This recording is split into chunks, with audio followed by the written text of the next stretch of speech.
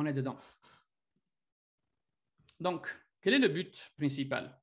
Un peu, je vous les ai partagé. Le but principal, c'est sûrement celle de vous apporter des outils, vous libérer des poids que vous portez à l'intérieur, qu'ils soient inconscients ou conscients. Bon, on va travailler plus sur le conscient aujourd'hui.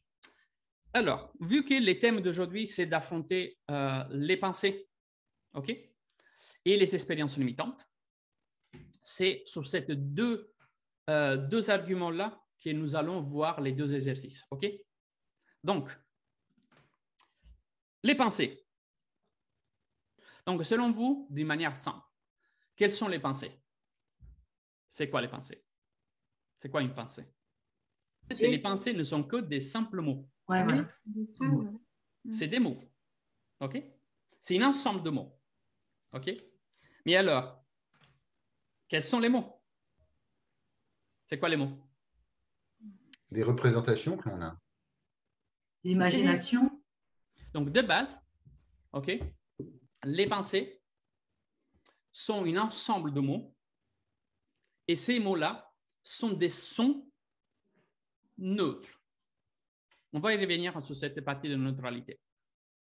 Mais justement, si les pensées sont des simples mots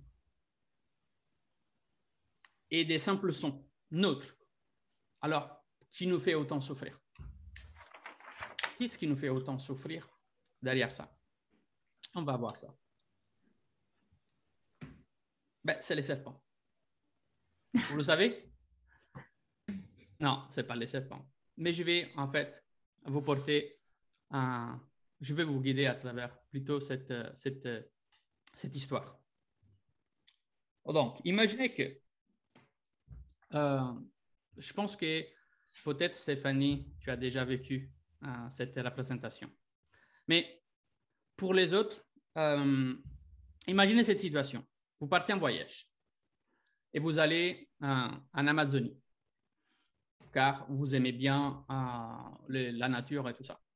Et pendant que vous êtes en promenade en solitaire avec votre sac à dos et que vous êtes dans la forêt amazonienne, vous êtes au bout de la marche, vous êtes fatigué et vous décidez de faire une pause et vous arrêtez, prendre cette belle vue, cette belle oxygénation de cette forêt-là.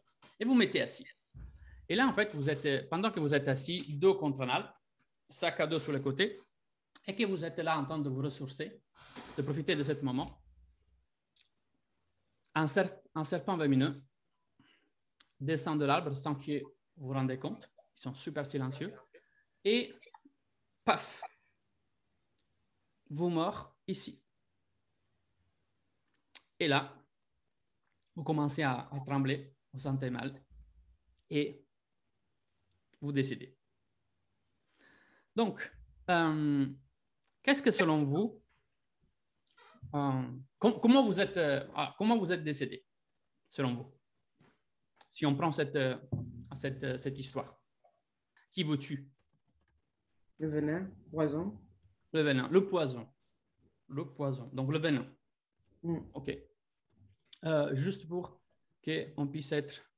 vous êtes tous d'accord. Donc, on meurt parce que, justement, les serpents vénéneux, il nous meurt à travers la morsure de ses dents, fait passer son venin, et le venin, il nous tue. Eh bien, en fait, c'est faux. Je sais que ça peut être... mais c'est pas, vous ne mourrez pas à cause du venin. Ce qui vous fait mourir, c'est votre propre biologie. C'est votre propre circulation sanguine. Car du moment dans lequel vous êtes mordu par les serpents, votre système sanguin, notre système sanguin, la circulation du système sanguin, va faire, en fait, d'ici où il y a eu l'injection du venin, il va le faire, en fait, éparpillé dans tous les organes, donc via la circulation sanguine, et les venins qui touchent en fait tous les organes infectent tous les organes jusqu'à nous faire mourir. Mais si les venins restent dans la morsure, on ne meurt pas. Donc, ce n'est pas les venins qui nous tuent. C'est notre circulation sanguine, okay, qui fait circuler le venin en nous. Et ça, c'est la même chose avec les mots et avec les pensées. Ce n'est pas les pensées, en fait, qui tuent. C'est comment nous, on le fait circuler à l'intérieur de nous, comment on s'associe à cette venin, et combien de temps, en fait, on le fait circuler à nous, qui provoque, en fait, une réaction vers la souffrance, due, bien sûr, à quelque chose qu'on va voir. Donc, est-ce que c'est déjà clair qu'un mot, il n'est jamais blessant? Un mot, il est neutre, comme un venin. Un venin, bloqué avec un garrot et aspiré dans la partie, c'est un peu ce qu'on fait en cas d'extrême. On fait un garrot, on limite notre circulation sanguine et on fait une extraction du venin. Et après, on enlève les garrots et on est vivant. Donc, la preuve que c'est pas les venins, mais c'est la circulation du venin à l'intérieur du corps. Donc, c'est notre système qui nous tue.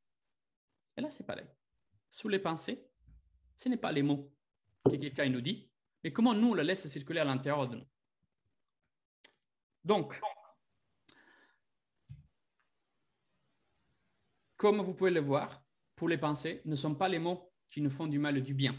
C'est la même chose, que ça fonctionne là, on parle du mal, mais ça peut être aussi du bien, c'est-à-dire qu'ils nous font souffrir ou qui nous provoquent de la joie. C'est l'émotion plus les sentiments qui s'est associé, qui s'est installé comme une vérité. Et après, il y a une autre chose, c'est cette certitude qui est figée à l'intérieur de nous, donc cette croyance qui s'installe à l'intérieur de nous, sur cette base, et qui, dans notre perceptif, on la voit comme figée dans les temps. C'est-à-dire, quand quelqu'un il a une croyance ou une pensée limitante sur soi, c'est l'ensemble de l'émotion et du sentiment qui s'associe, qui nous fait souffrir.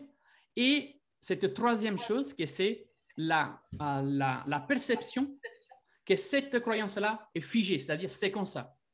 Le cerveau fait une projection future comme je suis comme ça, en fait. Et donc, vu que ma vie est éparpillée encore, j'ai encore, en fait, plein d'années à passer à vivre, ces pensées-là que j'ai sur moi, ben, je l'installe, je l'associe à mon identité et à ma vie.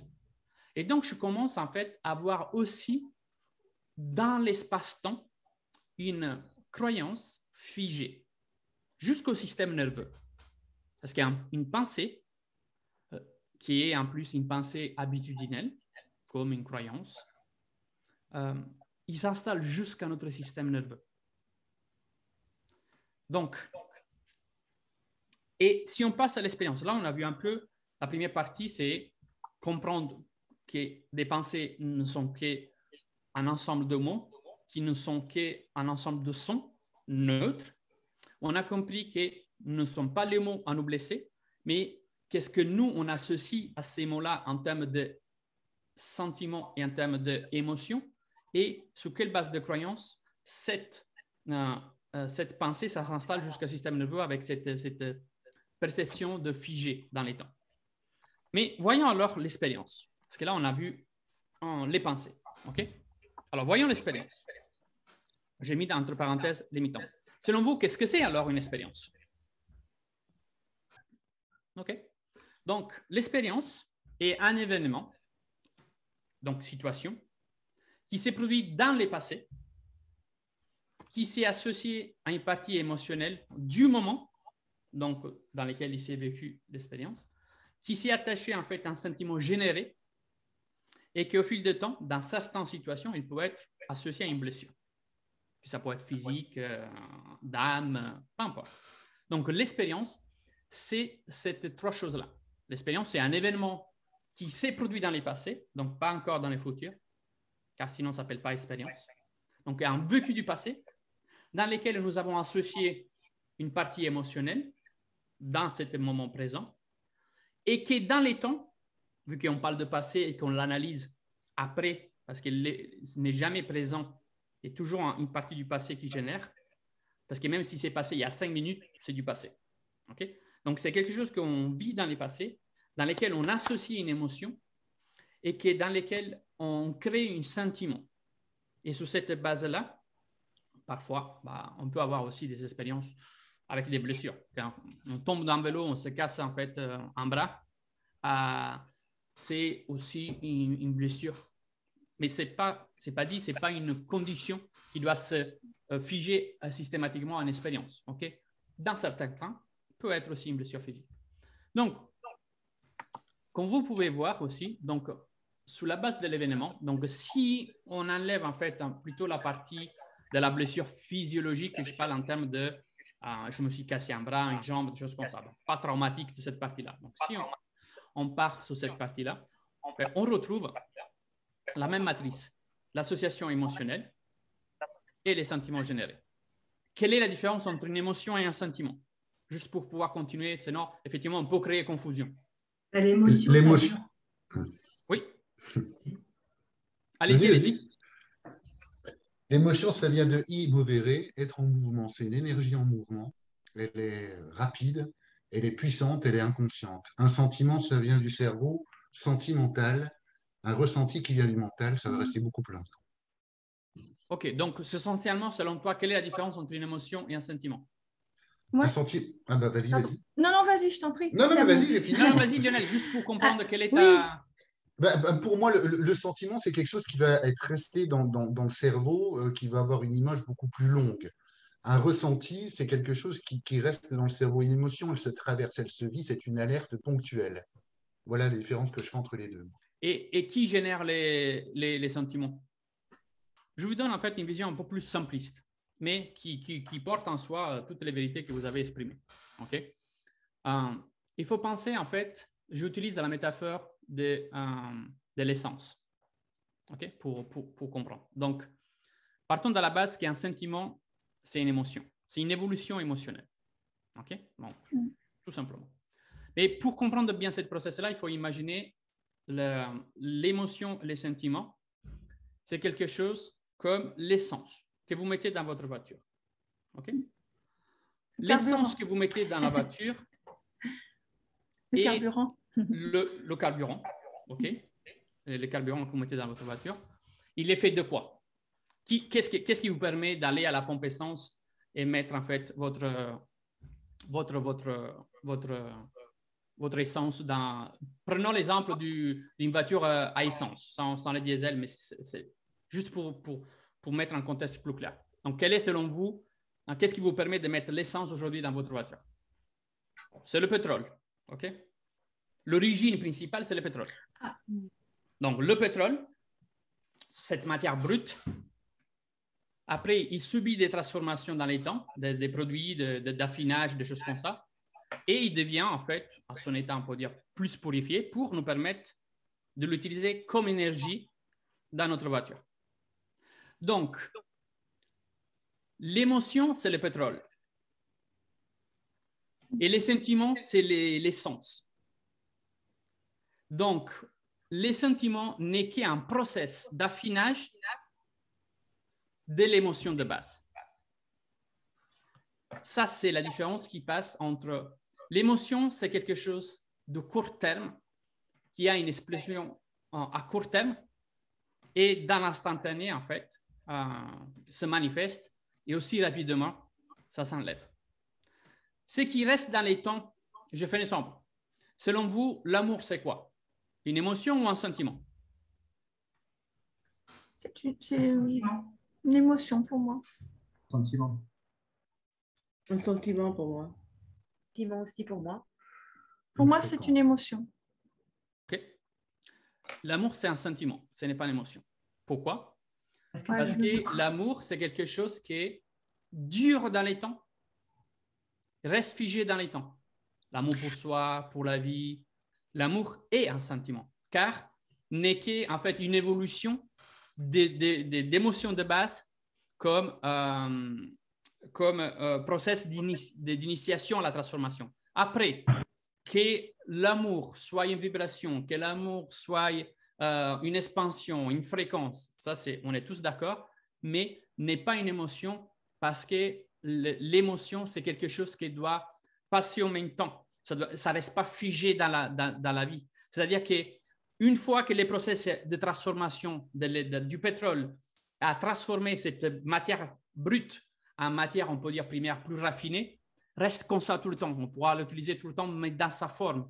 Là, c'est pareil. Une fois que ton process émotionnel, il t'a porté à créer en toi un process justement de transformation d'un ensemble de pensées, de vie émotionnelle, tu as produit une association, donc un sentiment sous cette base. Donc, c'est quelque chose que tu ne pourras jamais plus perdre comme sentiment, l'amour. Tu peux, pour un moment, ne pas aimer quelqu'un ou cesser d'aimer quelqu'un, mais l'amour, la sensation, le sentiment d'amour que tu peux prouver par les plantes ou par autre chose, va héberger en toi pour toute ta vie, car les processus de transformation de cette base d'origine est arrivé, on peut dire, à sa phase évolutive. Bien sûr, il y aura plein d'évolutions encore, mais le process, il s'est déjà fait. Okay? Donc, tout ce qui est processus sur base émotionnelle, c'est sentiment. Tout ce que c'est matière brute. Je fais un exemple. La tristesse. La tristesse, quel est selon vous les sentiments qui va se produire derrière l'émotion de la tristesse? Ça peut être La colère. Non, la colère, c'est toujours une émotion. Se sentir découragé, se sentir... La frustration? Non, la frustration, c'est toujours une émotion. Se sentir découragé, se sentir figé, se sentir abandonné, se sentir... La dépression? Déprimé? Exactement. Tristesse propagée dans les temps crée un sentiment dépressif. OK? Donc, la tristesse prolongée dans les temps, que c'est une émotion, porte un sentiment dépressif. Donc, et ça, dans les processus, c'est ça la différence de base qui fait, en fait, la différence entre une émotion et un sentiment. Et pourquoi, en fait, je vous ai voulu vraiment faire une petite parenthèse sur la partie émotion et sentiment générés. Parce qu'en fait, justement, on va voir un peu que soit dans les pensées, donc celles qui sont dévalorisantes, celles qui ne sont pas constructives en soi, celles qui sont limitantes, on met toutes les étiquettes qu'on veut, que soit dans les pensées et que soit dans les expériences limitantes. Et pourquoi je n'ai pas parlé d'un événement? Parce que l'événement n'a rien à voir, c'est l'expérience limitante. Ce n'est pas un événement traumatisant, c'est l'expérience qui est traumatisante parce que l'événement ne fait que partie de l'expérience. Donc, la partie plus grande, c'est l'expérience. Donc, que ce soit les pensées, que ce soit en fait un événement, ce qui nous fait en fait souffrir de base, comme l'événement, c'est toujours ces deux choses, l'émotion et la propagation de cette émotion dans les temps, les sentiments qu'il génère avec. C'est vraiment les parties centrales de ces deux aspects-là. Et c'est pour ça que si on veut restructurer les pensées, en parlant un peu plus technique, on parle de restructuration de pensées et d'événements négatifs. Et donc, on veut vraiment les rendre en fait à leur partie d'origine. On doit les neutraliser. Et quand on parle de neutraliser, le mot, il est choisi volontairement. Neutraliser, ça veut dire les rendre neutres, comme son origine. En faisant quoi? En faisant un principe de dissociation identitaire et émotionnelle que nous avons créé sous cette base de pensée ou d'expérience. OK? C'est là qu'on doit travailler. Et pourquoi je vous ai fait en fait cette contexte? Parce que c'est dans cette contexte que nous allons en fait voir ces deux stratégies pratico-pratiques pour aller changer et neutraliser que ce soit une pensée et que ce soit un événement. Sachant que les deux exercices qu'on va faire ensemble sont des exercices, comme l'exercice aussi 2, celle qu'on va voir aussi sur les expériences, qui sont d'une puissance en fait incroyable et sont utilisés aujourd'hui même dans des cas comme les viols. Donc, vous savez en fait que quand quelqu'un subit un viol, qu'il soit physique ou physique et mental, parce qu'on peut être aussi violé du point de vue mobbing, en fait, c'est plutôt en fait une pression, une violation mentale, ok? Donc, qu'il soit physiologique, mental ou les deux ensemble, on arrive à avoir en fait des transformations incroyables. Donc, c'est malgré que vous allez les voir sous un aspect fun, porte en soi en fait des bases de puissance incroyables, car au lieu de tourner autour du pot, il se consacre juste dans cette partie, dans le noyau central, que ce soit d'une pensée, que ce soit d'un événement, sur les associations identitaires émotionnelles qui nous font souffrir. Et si on arrive à neutraliser cette partie-là, automatiquement, l'événement ne changera pas, parce que ce n'est pas le but, parce que c'est du point de vue neuroscientifique, du point de vue neurologique, du point de vue épigénétique, biologique, on ne peut pas transformer ou enlever un événement. Ce qu'on peut faire, c'est transformer l'association que nous avons de cet événement. Et c'est la partie dans laquelle il nous libère au plus profond de notre souffrance. Car l'événement restera là, mais il sera un événement neutre, ou perçu comme tel. Et c'est ça, en fait, que les deux techniques ont le focus. Comment rendre neutre un événement qui est perçu comme négatif ou qui est attaché à notre système émotionnel négatif.